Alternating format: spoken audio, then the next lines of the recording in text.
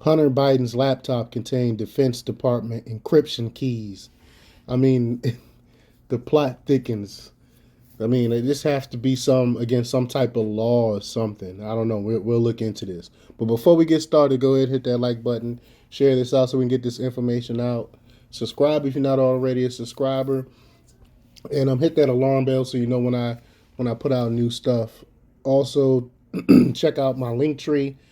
That has the link in my description. Has a link to my Patreon where I talk about things I can't talk about here.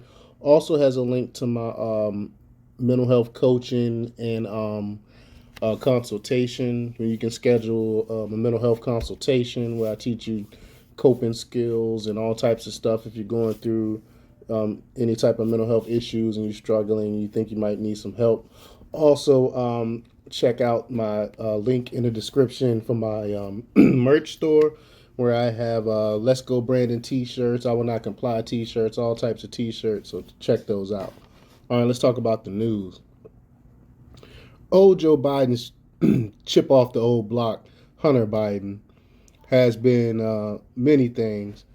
Board member of Ukrainian natural gas company, Burisma, of the company Burisma, vice chairman of National Railroad Passenger Corporation, sought after artist and international bon vivant.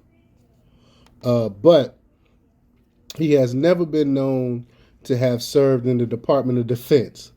So why does his infamous laptop contain, on top of everything else, that incriminating that is incriminating on it? Defense Department encryption keys that are not available to private citizens. So why does he have this? I mean, this is some crazy stuff.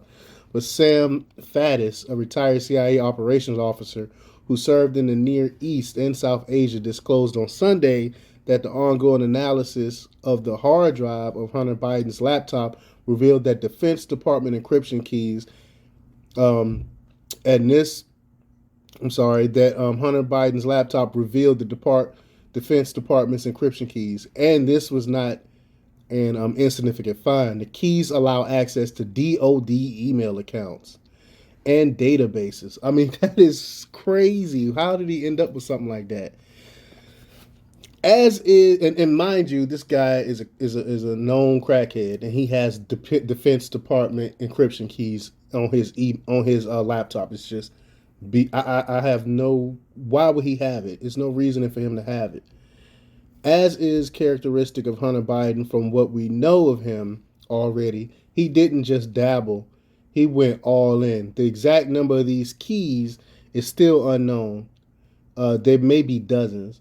But why did Hunter Biden, who is not now, it has never been a Defense Department employee, have any of these encryption keys? I can't wait to see what Jen Psaki has to say about this, because she admitted that that Hunter Biden does not work for the United States government when people was asking him questions.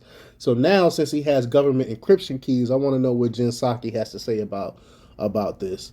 But since Hunter Biden has so many relatives, friends, and associates at the highest levels of government, we will probably never get the full answer to that question. But this is no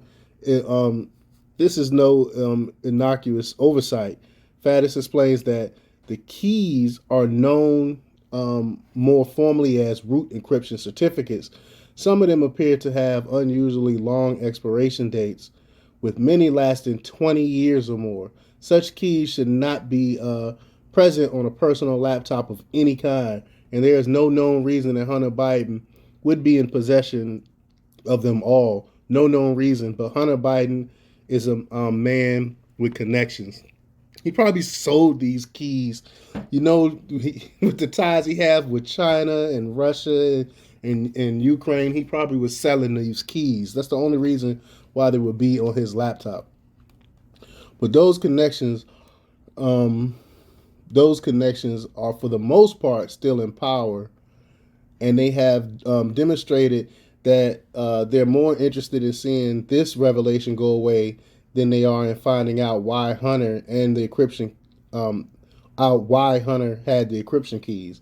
Faddis noted that the keys are discovered only recently by Jack Maxey's technical team working in Switzerland. Shortly after the discovery of the keys, Maxey contacted the U.S. Embassy in Switzerland and reported that he had information that might compromise American national security and would like to talk to someone in the regional security office to report what he had learned. His contact information was taken by the person with whom he spoke, but no one has ever called back to obtain the information in his possession. That's just crazy. They don't even want to know this stuff. Wow, what a surprise. Why not? Could it possibly be that there are powerful people who don't want the full truth of Hunter Biden and the laptop to come out? I think so. I really do. I really think so. The whole idea seems to have been to keep various information from coming out. Faddis reports that an IT technical expert advising Maxey's team has speculated that the keys present on Hunter's laptop might have allowed Hunter to create throwaway email accounts on DoD servers and thereby route personal and business communication through those servers to escape detection. Wow. Such an arrangement would be, in effect, a much more sophisticated version of Hillary Clinton's use of her Homebrew server to evade monitoring of her communications while she was Secretary of State. So these people build these secret stuff so they can funnel in information in and out without being detected, basically. Clinton apparently wanted to keep some of the communications from being public. What was Hunter Biden trying to hide? Faddis points out that the FBI has had Hunter Biden's laptop since well before the 2020 election. Thus, if the information currently in Maxey's possession from the DoD is correct, and encryption keys giving access to DoD systems were still active until Maxey and his team discovered their presence and reported them, that would seem to suggest strongly that the FBI has never bothered to investigate what is on the hard drive. Well, sure. Wouldn't that surprise you? Nah. I mean, they don't want to know what's on it. They probably threw that laptop at the bottom, probably at the bottom of a river somewhere. But Victor Davis Hanson noted in November 2021 that the FBI has lost all credibility as a disinterested investigatory agency. This came after revelations that the agency was allegedly investigating moms and dads worried about teaching of critical race theory in their kids' schools. Before that, the FBI was active in the plot to frame Trump for Russian collusion. It submitted inaccurate requests for warrants to a FISA court. Elements of one affidavit to surveil Trump supporter Carter Page were forged by FBI lawyer Kevin Kleinsmith, who later pleaded guilty to a felony. The FBI hired the disreputable ex-British spy Christopher Steele as a contractor while he was peddling his fantasy, the Clinton Bart dossier, and I've done tons of reports on that. But he peddled it to Obama government officials and the media, and it's so much more. Will we ever find out why Hunter Biden and Defense Department encryption keys find out why they were on the laptop? Probably not, at least not anytime soon. The people who should be investigating him impartially are, for the most part, politically compromised and hyper-partisan themselves. They're straight up protecting him.